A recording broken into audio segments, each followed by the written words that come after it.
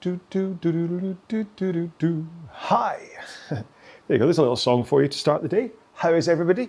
I am really cold. So I'm sitting here all huddled up. You can hear my fan blowing away in the corner. Tell you why I'm cold. It's because I shaved off I shaved in the Wolverine chops yesterday. So I've kind of shaved off the moustache and the kind of bottom beard bit. And that's why I'm so cold. I'm sure that's why I'm so cold. Right, let's just see. Hi all, wasn't quite sure if today is a live one, but looking forward. Yeah, no, I'll talk about that in a sec. Oh, there we go. Hang on. You sharp, you.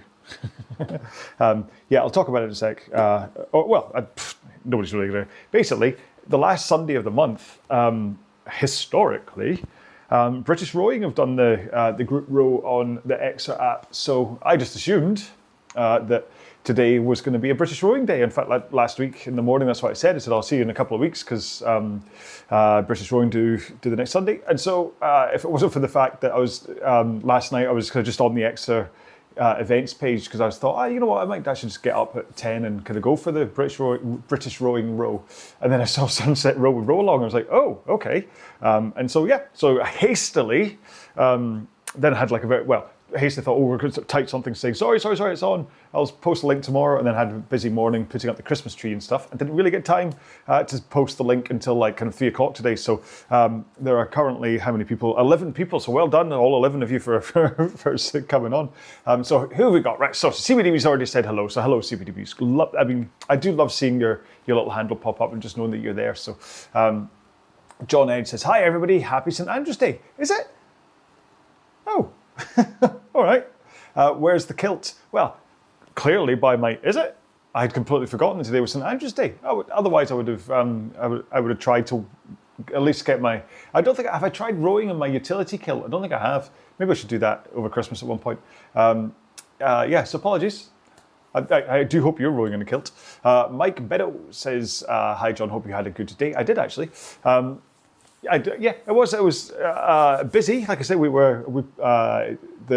this is kind of the Sunday in the year where, as a family, we kind of put up all the Christmas decorations and stuff. And it's now just a tradition that the first thing to do is we put Elf on the DVD player, and that's on in the background while we're putting up the tree and outside lights and stuff. And really, it gives us like an hour and 35 minutes or so to kind of get all of the decorations up in the house. And it's just nice just to kind of sit around and keep on laughing at the same parts that you know it's coming, but it's a proper Christmas movie and a Christmas tradition.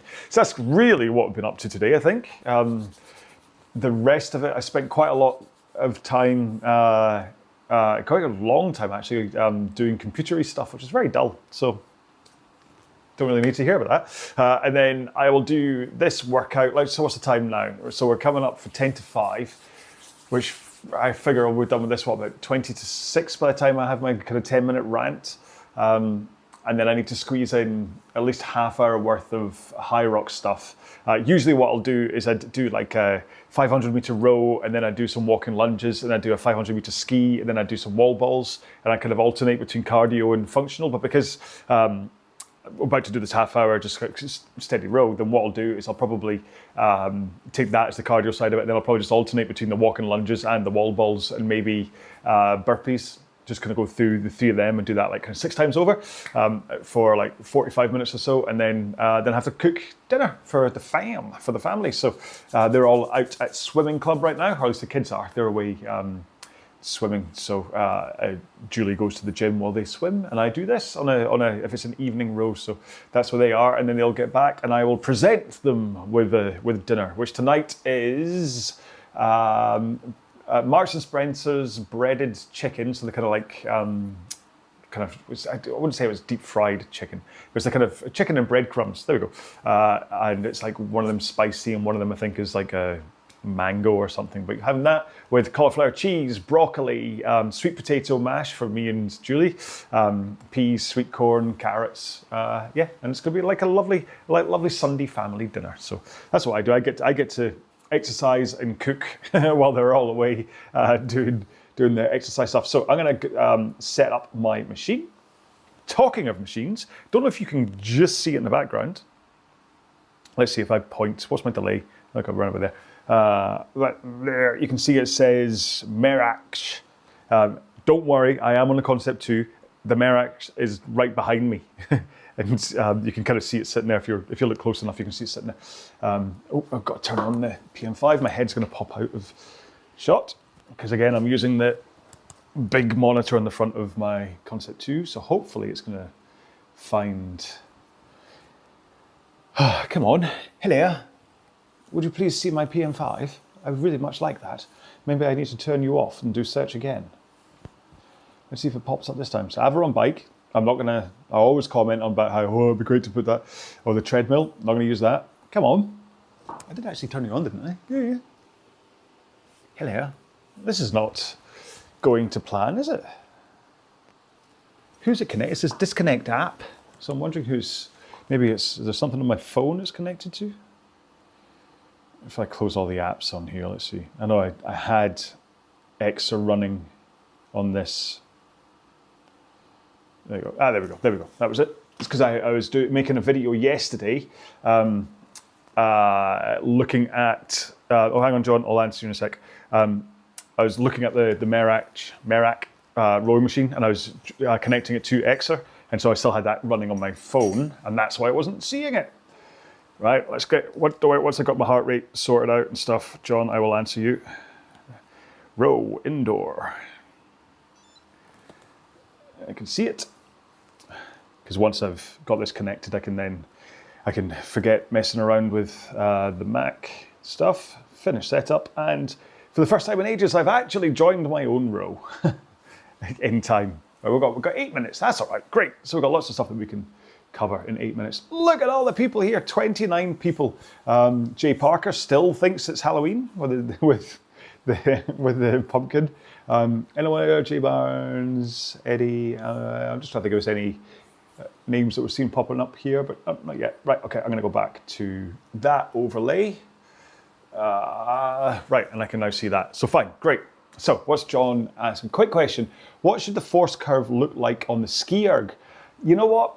That's a very good question. No, it's not really the same, because the ski erg is almost, really what you want is like that big curve at the, like big rise at the top, which is where you're powering into it, and then it kind of shelves off towards the end, because there isn't any other, because really you go up on your tiptoes, so and hands up at, there you go, up at kind of, because like, what do they call sockets to pockets?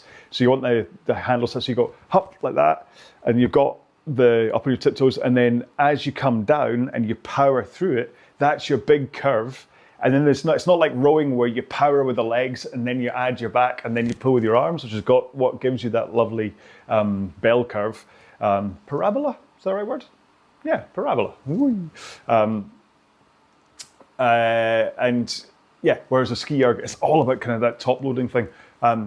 I'll look more into this because there might be there's some nuance into like how it's supposed to shelf off and stuff. So I will look more into that, especially because I am going to look into making a couple of ski erg videos. I should really know what I'm talking about. But yeah, as long as you get that kind of power off the front, because that's really where it goes. If you find that it slopes gradually up, then you're not hitting that initial connection at the front. You're missing it. So you really want to boom, really just power down into it. I saw a video. Don't worry, 6 meters, I'll say hello in a second. Oh, in fact, well, hello. Hello from the south of France. Look at that, south of France. Bonsoir, because it's evening, isn't it? Bonsoir, monsieur. Yeah, someone's saying that it's like, but it's not the same in terms of the actual power generation, but the movement is the same as if you had a slam ball, a slam ball, and you had it above your head and you were slamming it into the ground, like throwing it down. That's the kind of motion that you're going for as you're skiing, that kind of slam. The actual, how the force difference between actually slamming a ball and using a ski erg are kind of different completely, because you don't really engage in the same way, but the actual motion of it, if you think as you come up and you slam that ball down. Great tip is keep your eyes on the monitor while you're skiing. Okay, so you come up and you ski and whatever, because if your head goes between your knees, you're going too far and you're turning it into a squat, and it's really not what it's supposed to be. So if you just keep on looking at the monitor, then you will keep that, and you're basically, you can see as I'm doing it here, my backside's going out behind me, and that's what you're looking for in the ski erg, is this kind of pivot. So you get the pivot of you're up on your tiptoes, so you get the pivot as you come down, you get the pivot of your hips going back, and then you get the pivot of your arms coming down, that kind of three-way kind of angle that's kind of putting that force into the ski. And then the other thing is, you kind of, if you can get to run about here and start to straighten up as your hands come down, so you go, whoop, if I go, like that, I can't do it because I'm sitting down, but you kind of, as you come down to here, you then straighten up as you finish through with your arms. And again, it's not a tricep move, so you're not going behind you, just straight down in front like that is all you need to do. So you go woomph, and then woomph. Okay, I can't, again, I'm sitting down on here, I can't really demonstrate properly, but hopefully that made sense. Sorry for me saying hopefully would just completely peaked all of your speakers. It certainly sounded louder than here. Where are we? We have 4 minutes to go. I'm going to resize me slightly, just so you can see things. You can see my strokes and my power, my speed that way. Just because I spoke about I'll say something about the Merak right now. And that is that it's absolutely pointless of a machine when it comes to using on something like Exa or basically, or even competing with other Merak rowing machines. It's completely and fundamentally flawed. Okay, which is a great review for it. Because of how the lever on the side, where, just in case you've ever wondered about these copycat things, I don't know if this is particular only to Merak or whether all the other copycats are the same, but it doesn't use what the concept you use is like how fast the fan slows down. It's a pleasure. As a way to work out what the kind of the resistance, if you want to call it, of that is in terms of the stroke, the weight of the stroke, and that's how it calculates your pace. And this is what unifies Concept 2 machines to each other, whether you've got like the lever up to 10, lever down at 1, whether it's a dirty machine or a clean machine, all the algorithm works it all out so they all are on parity. The problem with the Merak rowing machine is that when you move the lever, it just goes level 1, 2, 3, 4, 5, 6, 7, 8, 9, 10, regardless. And so yesterday I was using it and I had it set to level 4 and I was rowing and it was like saying 220 pace. I then threw a towel over it and it still thought it was at level 4 because of the lever position. But then I rode and it was now down at like 130 pace because it was like just the speed of the fan turning. It just kind of thought that I was like an Olympic rower. And that completely makes that machine utterly redundant in terms of comparing to other people. Arthur Guinness says, what did you say, John, there's a lot of water noise, is there? Is that what you said? Hang on, a lot of water noise coming. Is it my fan? Was it my sister? I wonder. Hang on. If I turn my fan off, that's in here now. It's all completely silent. I don't have. Yeah, it's only me talking. Audio-wise, it should only be me. If anyone else can hear lots of water noise, let me know. But yeah, where are we time-wise? A minute and a half to go. I'm going to do this relatively easy. I might do the power stroke every minute thing again, just so you know. But yeah. So the Merak basically if for people, like say you're looking at one, if you buy one and you only ever use that one machine and you keep it clean so that it's always the same, then you can judge your own. That's me now. Oh no, it's the sound of the water on my system. Yeah, if you only ever use your own machine, and then you can see improvements on it, that works. But it doesn't work to compete with anybody else because depending on how much air they've got, or how much dirt they've got in the machine for how much air they can let into it, it completely changes things. Right, where are we? 45-ish seconds to go. Remember, there's a delay between. By the way, I'm making a proper review video of this, so you can watch it if you're interested at all in it. But yeah, there is a delay of like 4 seconds, I think, between. Let's see. 27, yeah, around about 3 or 4 seconds. So if you are rowing on Exa as well as listening to me on YouTube, make sure and look at the Exa app for your start rather than YouTube, because otherwise you'll be 4 seconds late. Do I have enough time to take my hoodie off? Oh, I think I do.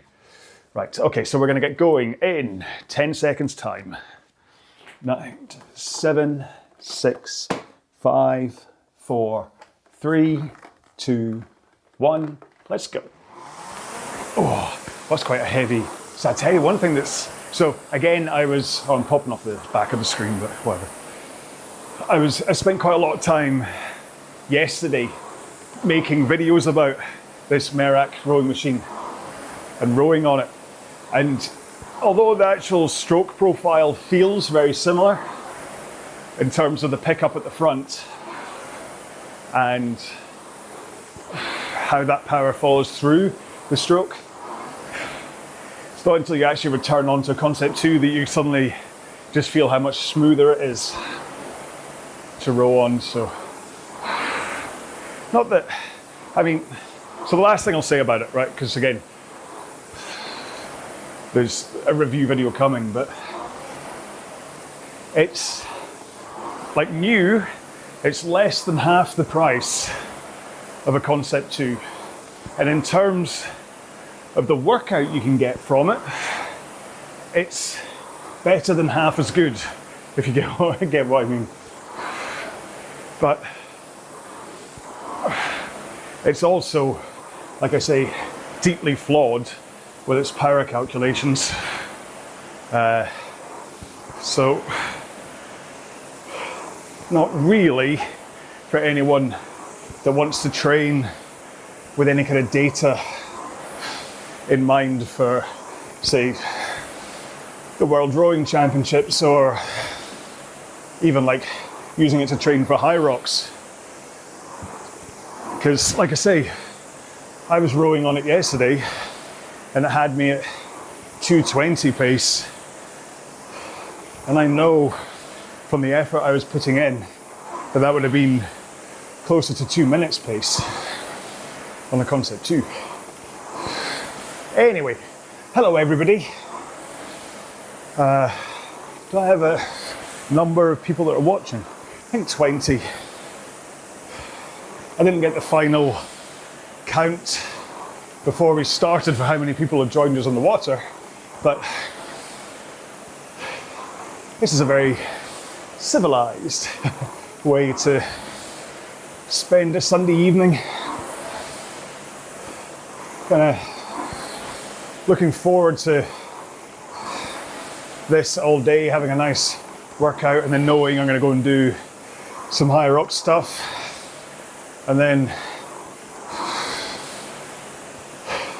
going to do, I mean, I spoke about cooking dinner, but we are going to do something that we never do, and that is have Sunday dinner in front of the television. We usually kind of sit at either the kitchen table or the dining room, hello, and have a nice family meal on a Sunday, but we're on episode 4 of Stranger Things. Don't worry, I won't spoil anything, but we binged 1, 2, and 3 over the past few nights, so I want to finish it off before anybody posts any spoilers. It's great, isn't it, when you actually connect with something, whether it's music or films or TV, and you actually get excited about something. Even books can be the same. When I'm reading, I've spent the past year, or even 2 years, flip-flopping between, I'll read either a Jack Reacher book, right, which is basically just kids' books. The way it's written, it's not particularly challenging. And then when I finish a Reacher book, I'll pick up a classic. So starting with 1984, and then Catcher in the Rye, Catch 22, and right now I'm reading The Great Gatsby. And I mean, so the only time I get a chance to read is last thing at night in bed. I don't like sitting there on my phone, so I prefer to read a book before bed. And I mean, most nights I'm really tired anyway, so really looking forward to bed. But recently, with reading The Great Gatsby, I can't wait to get to bed. It's a great book. Out of all of the classics I've just mentioned, it's by far the one I've enjoyed most. 1984 was good, but I don't know if I expected more of it. I was waiting for something else to happen to really make it this kind of classic book. I mean, it's obviously interesting reading it in the current climate, but as far as the book itself, I was like, yeah, it's all right. Catcher in the Rye.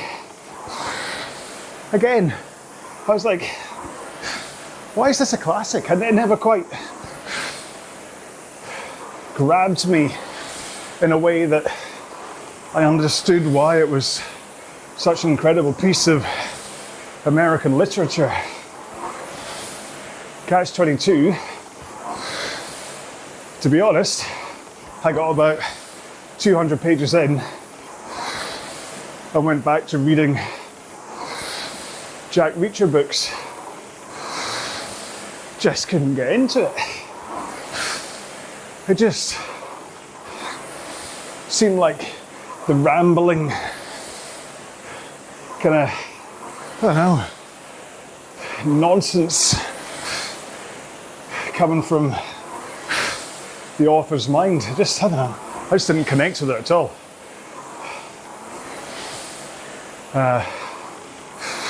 But there is something about Gatsby. I keep on saying that I'd like a dog and I'd call it Gatsby. I would love a dog, but unfortunately, between working hours and just going away on holiday, I just couldn't handle the guilt of packing a dog away to a kennel where it would be miserable for a week while I went off to Spain or Greece or whatever. I think a dog is like an extension of your family. Cats, they don't care.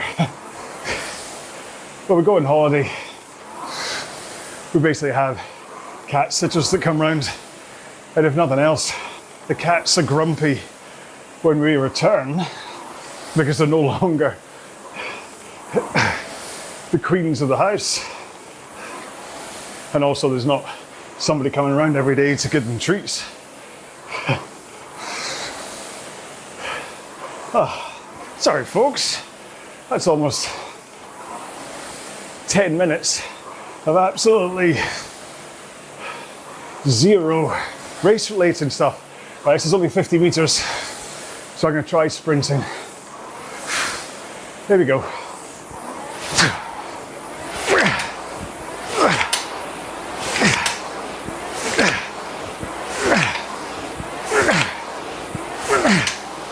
Oh. UPR. Whoa. Now I know I've not actually seen his name up, but I know that if my pal Andrew has popped on for today's row, he will not have just sprinted. Ronnie's away in the distance. I gotta hope that you sprinted that one.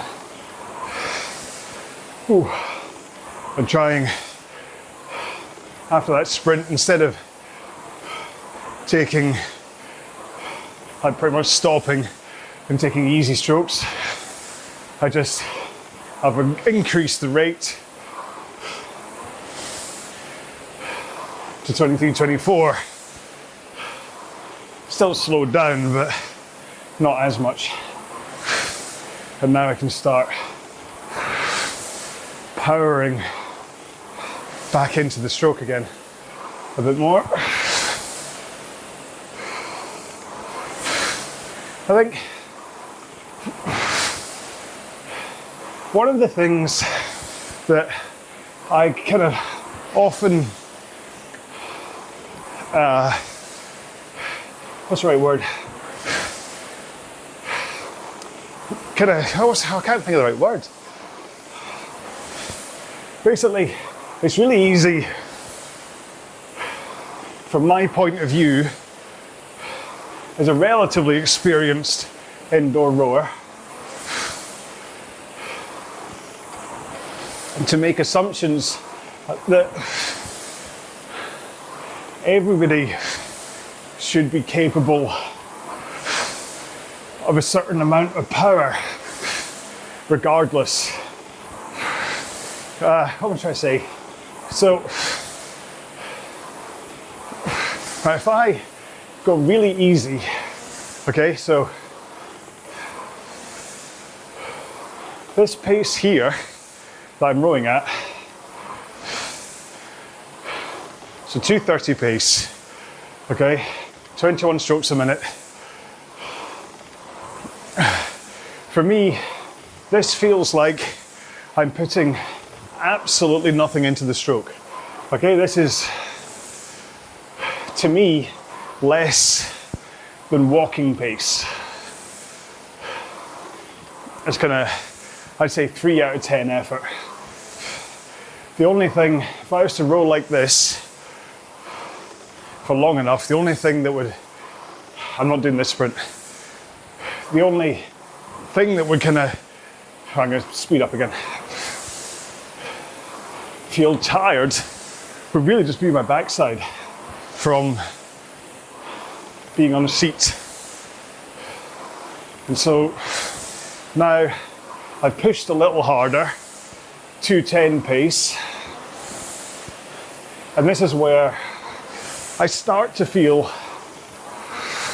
like I'm putting in power or effort into the machine. So this would be like 5 out of 10 intensity. Still at 20 strokes a minute. Then if I increase to a bit more, so push the legs a little harder, this is like 5, 6 out of 10 effort. I'll stick to 20 strokes a minute and then push harder still. 2 minutes pace, I'd say about 6, 7 out of 10. Let's go harder still. I can hear the machine getting louder as I push my feet harder into the machine at around about 1:55 pace, and about 8 out of 10. Go even harder.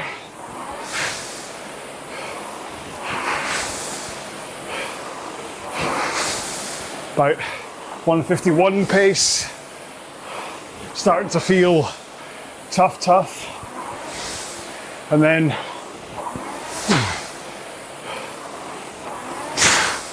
really pushing in that power.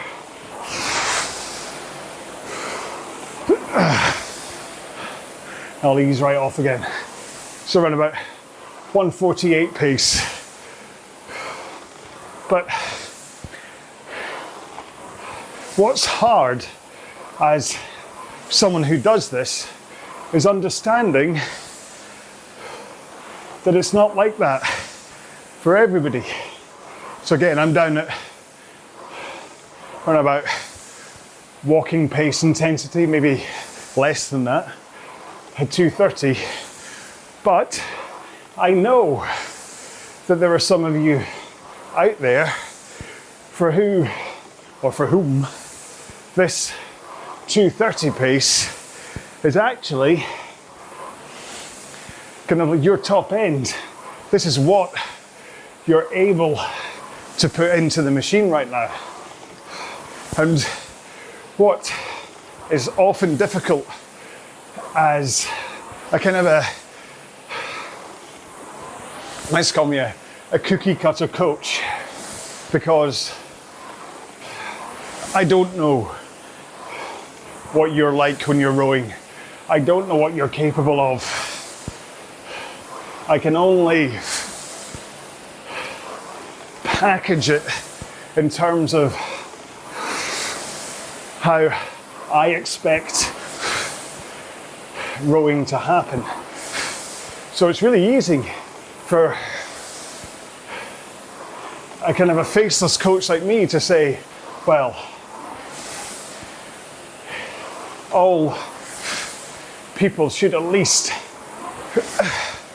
be able to row at a certain pace, regardless of gender. So, because I think, what much I get at, I think I'd replied to someone about a kind of like what are the expectations of performance, what are the kind of lines that you should be able to cross. And I was saying, well, basically, up until the age of 50, men, I'd say, in order to be saying that you are putting in effort into the machine, you should be able to achieve an 8-minute 2K. Women, 9 minutes. And then the next level of performance is 7.5 and 8.5, then 7 minutes and 8 minutes, then kind of, this is where it starts to stretch. Men get to about 6:45 and women get to about 7:15. It's a bit of the curves kind of separate from each other. But what is unfair about that is it doesn't take into account where you are right now, how quick you're improving, or even things like technique. Because the difference between rowing 20 strokes a minute at this 5 out of 10 effort with something at least okay-ish technique wise, or if I constantly lean back, so I'm still rowing 20 strokes a minute, pushing as much with my legs, but because I am always leaning backwards here, okay? I come in, I lean. This is what you see a lot. Like tilt in, but then people will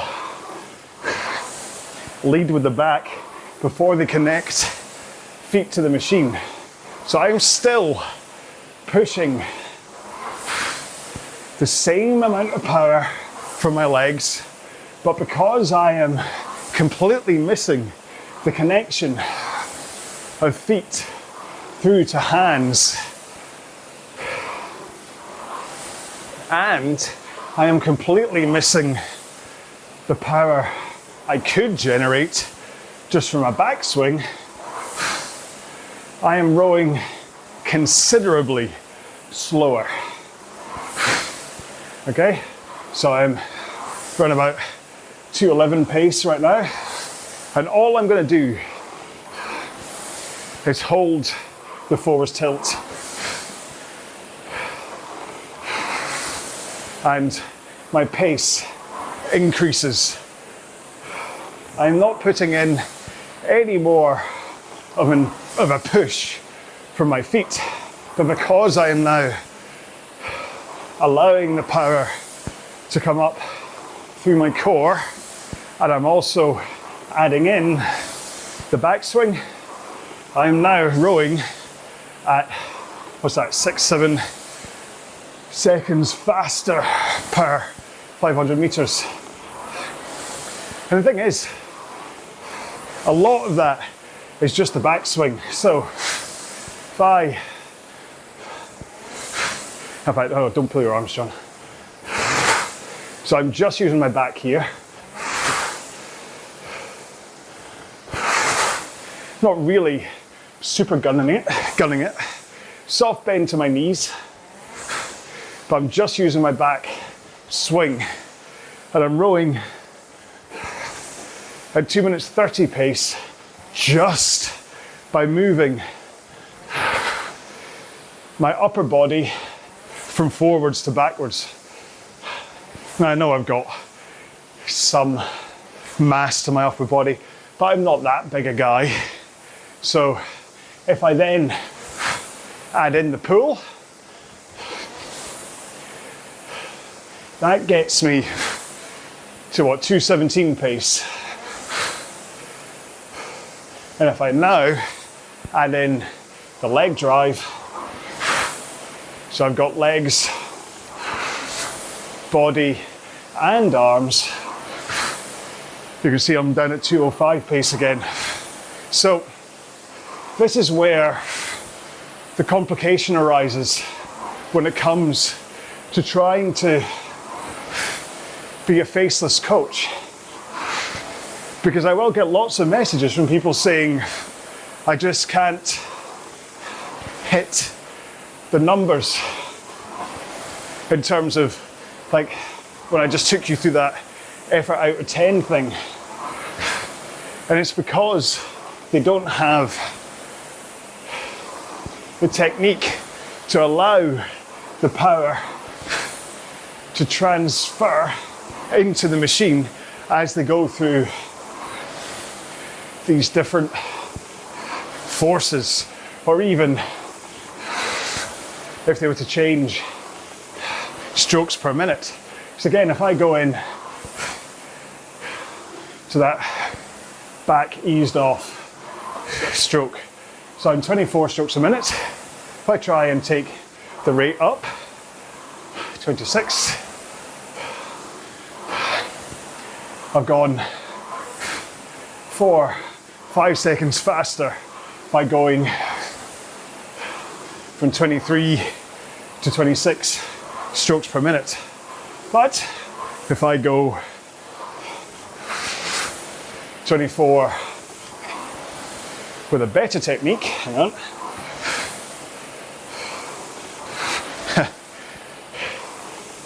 So I'm just trying to find 24 now.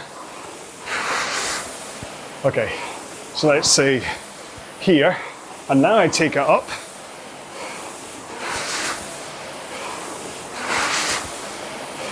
That's like 7, 8, 9 seconds per 500 meters that I can put in. So it's almost like an exponential improvement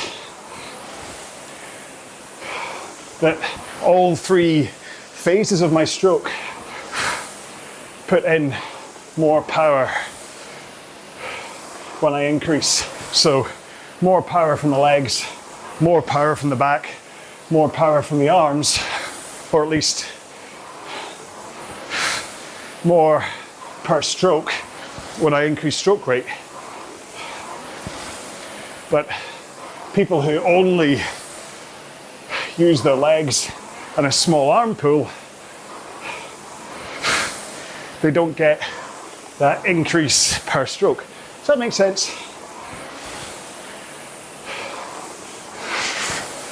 I like to talk about technique without actually talking technique. There was actually a reason that I went through this today, and I was listening to a podcast, a Hyrox one, and I was talking about a woman who, her 1K row was 5 minutes 20, which happens a lot, but she was an elite 15 athlete,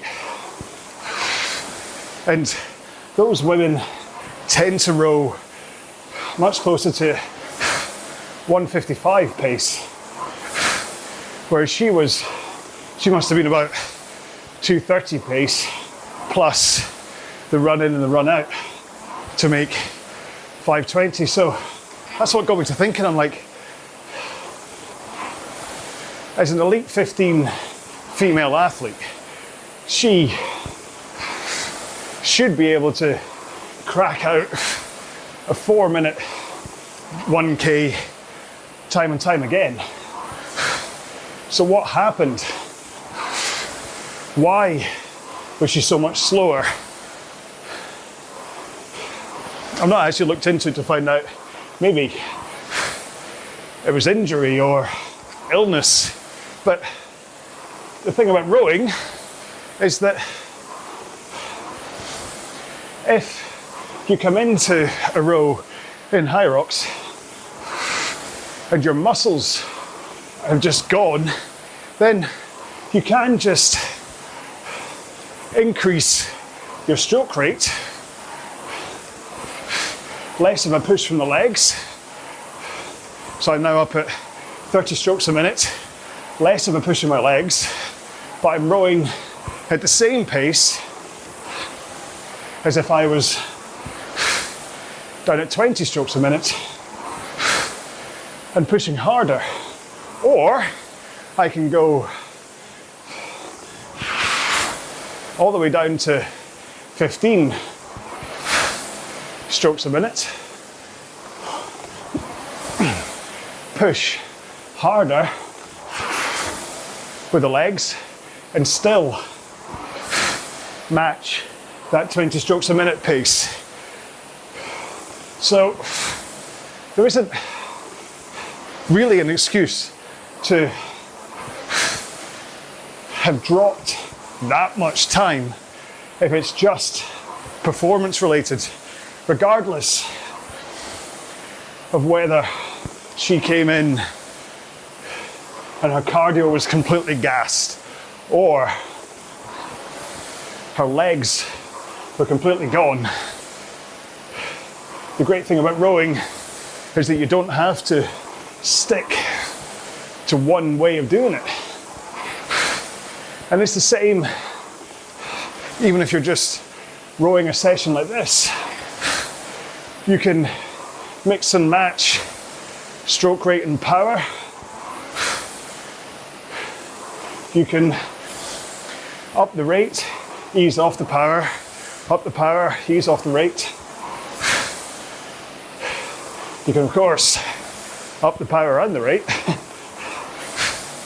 but I don't recommend easing off power and rate unless it's just your cool down, which will be coming up for us soon. Only 45 seconds to go. Whew.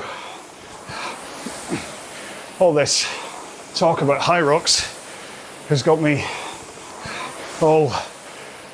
my brain's already running, thinking about what training I'm going to do after tonight's row.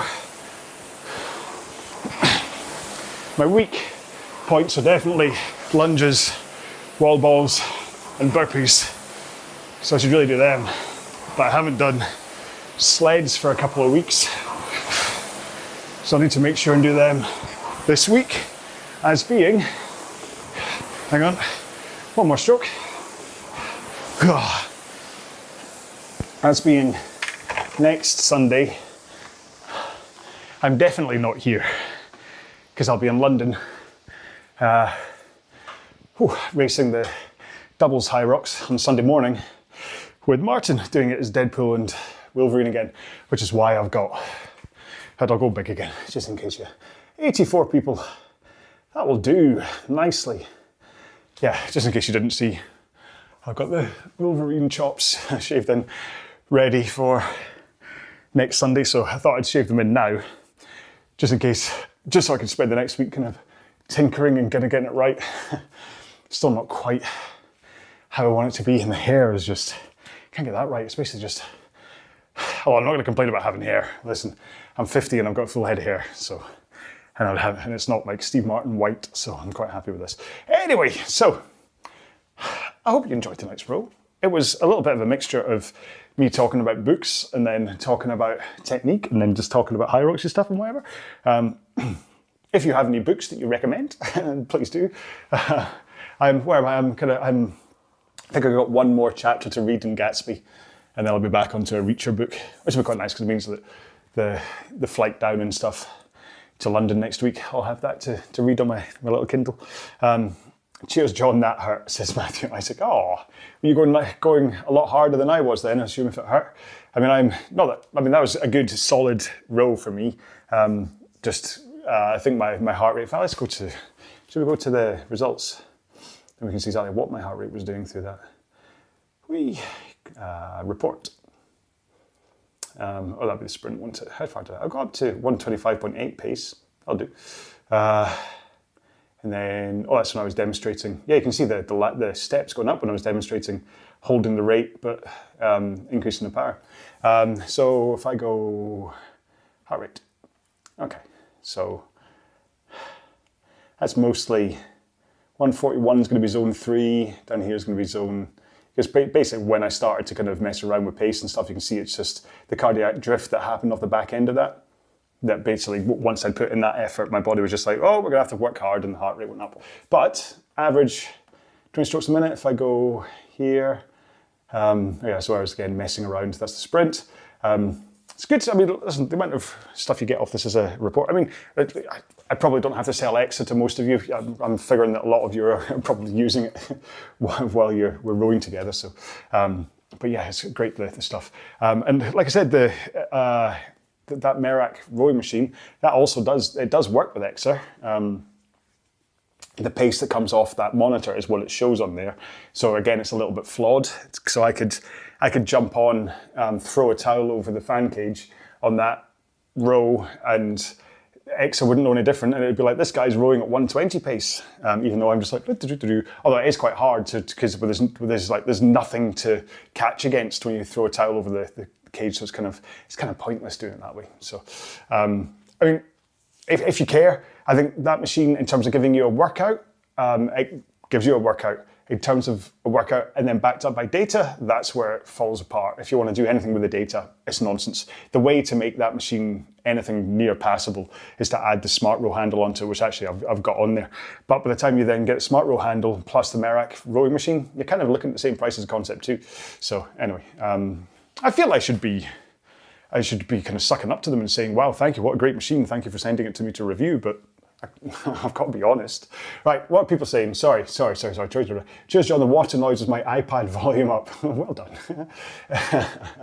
Enjoy. All right, tell me, what is CBDB? CBDB, I was about to swipe my screen.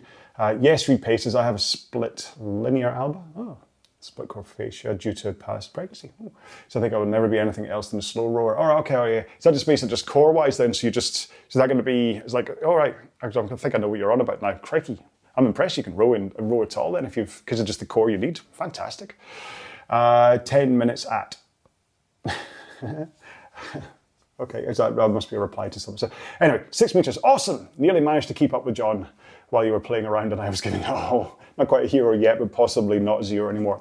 You know what? That's all that matters, okay? If every single day you sit down on the rowing machine, you are either improving or you're just getting fitter or you're just enjoying working out and exercising. Remember, you don't have to be getting better as long as actually you're enjoying having your heart rate up and stuff. Half the time, that's the battle of doing rowing things. Then Ronnie says, cheers, John, and I can now officially say good luck to Deadpool and Wolverine for next week. Yeah, you scared me the other day.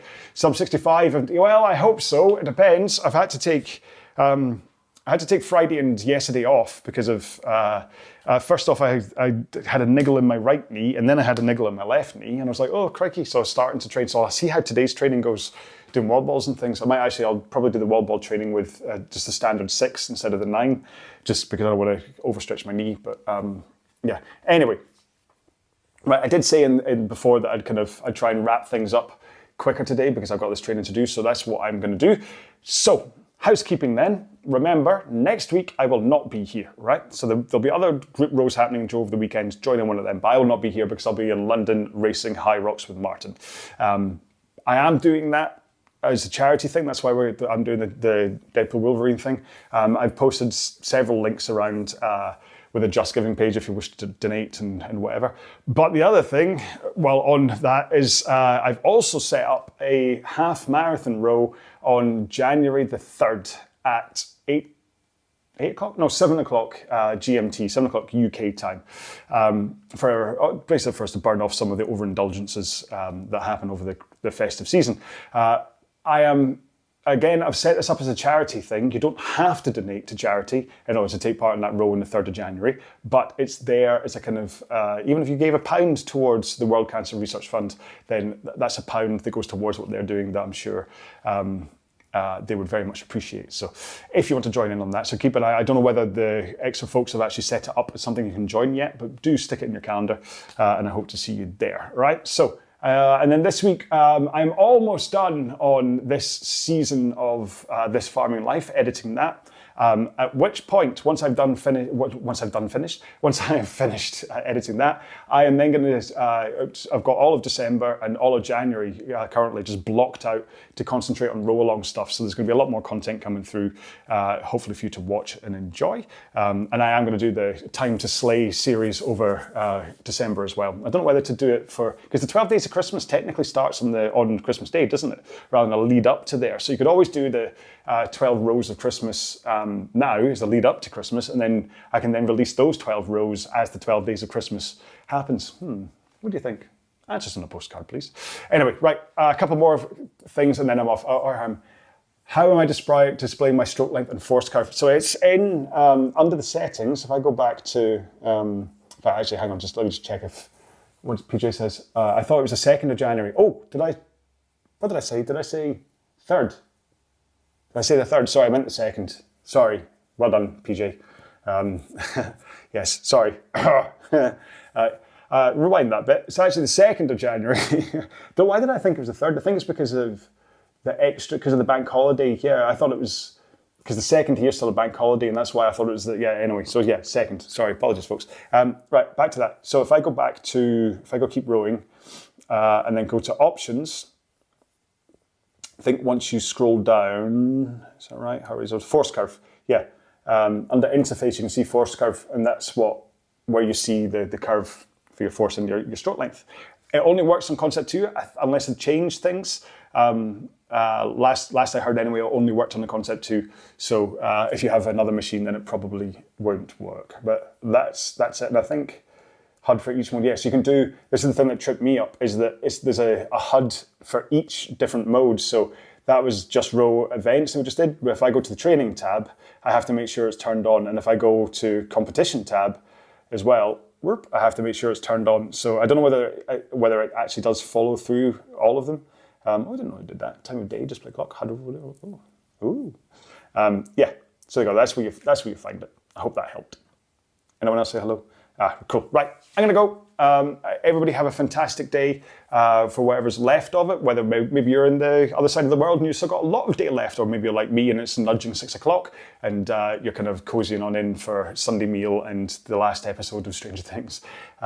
Since I'm much slower than you, does the distance race keep going on X until we're all done? Yes, it does. So basically everybody, the half marathon distance is what you will row. It's not like it's not set to like 90 minutes and then it shuts down. It's you have to row the 21,097 meters in order to complete that course. I think what I'm planning to do is hang around for like 2 hours or so on it.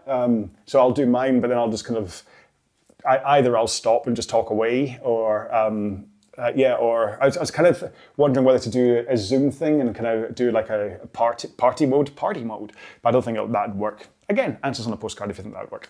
So I'm going to go. I just said, so 3 times now I said I'm going to go. No one else is saying anything. I won't look at the screen and we can go. So make sure, have a great week. So have a great day, have a great week. Once you're done after today's row, make sure and have a shower, have something to eat, have something to drink. Make sure it's got electrolytes in it. Again, be salt, so you're how you want to take salt thing. It's a pleasure, Andy. And have an amazing week. And then as we're kind of, certainly for folks on the other side of the world, you've had a week of saying thank you to people, and I want to make sure that you also say love you to some people as well. So find the people that actually means something to, even if you're the kind of person that doesn't normally say it, just kind of say to you, just say, Mum, you know what? Thanks for everything you do. I love you, or whatever. Or Dad, I love you, or give him a big man hug or girl hug or whatever. Just find something like, I just think it's really important. All right. And that's it. So I will see you. Obviously, there's a whole internet, Facebook group, Instagram, all that kind of stuff that I do. But I will see you in 2 weeks' time. And I'm guessing it's going to be a sunset row again. I can't remember how they set it up, whether they just, every 2 weeks they'll set it up as a sunset row, and therefore, because I'm missing next week, that just means I'm missing a Ryzen row, or whether in 2 weeks it'll be the Ryzen row. I don't know, I'll find out. But until then, everybody look after yourselves, okay? Make sure, enjoy your rowing, get in touch if you've got any questions about your rowing. I'll do everything that I can to help, especially when it comes to technique and stuff. And until the next time, please look after yourselves, and I will see you soon, all right? Bye-bye.